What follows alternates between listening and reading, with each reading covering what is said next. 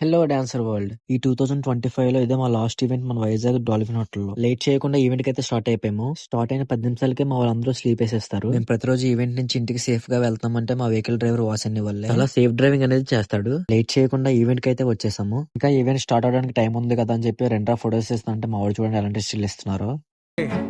And ఎవరికైనా చూపించండి రా, వదిలేయకండి. ఈవెంట్ అయితే స్టార్ట్ అయిపోయింది. మా అమ్మాయిలకి అయితే కాస్ట్యూమ్ వేసిన ప్రతిసారి చాలా ఇబ్బంది అయితే పడతారు. అలాగే కాకుండా మా అమ్మాయిలకి ఒక ఫోన్ ఒక మిర్రర్ ఉంటే చాలు. మీరే చూడండి వాళ్ళు ఏం చేస్తున్నారో. వాళ్ళతో పాటు మా అక్క కూడా చిన్నపిల్లలా కలిసిపోయింది. వాళ్ళు అలా చేసినప్పుడు మేము కూడా ఏదో ఒకటి చేయాలని చెప్పి మేము కూడా చిన్న చిన్న యాక్టింగ్లు అయితే చేసాము. కొంచెం ఖాళీ దొరికితే చాలు మా అమ్మాయిలు డాన్స్ రీల్స్ అనేవి చేస్తారు. ఈవెంట్ అయితే అయిపోయింది. మేమైతే ఫుడ్ కి అయితే వెళ్తున్నాం. లేట్ చేయకుండా ఫుడ్ అయితే తినేద్దామని సరికి మా వాడు చూడండి వెయిట్ చేస్తున్నాడు. ఏమైందిరా ఒకడే కూర్చున్నావు అని చెప్పి వాడిని అడిగితే వాడు ఏమన్నాడు చూడండి.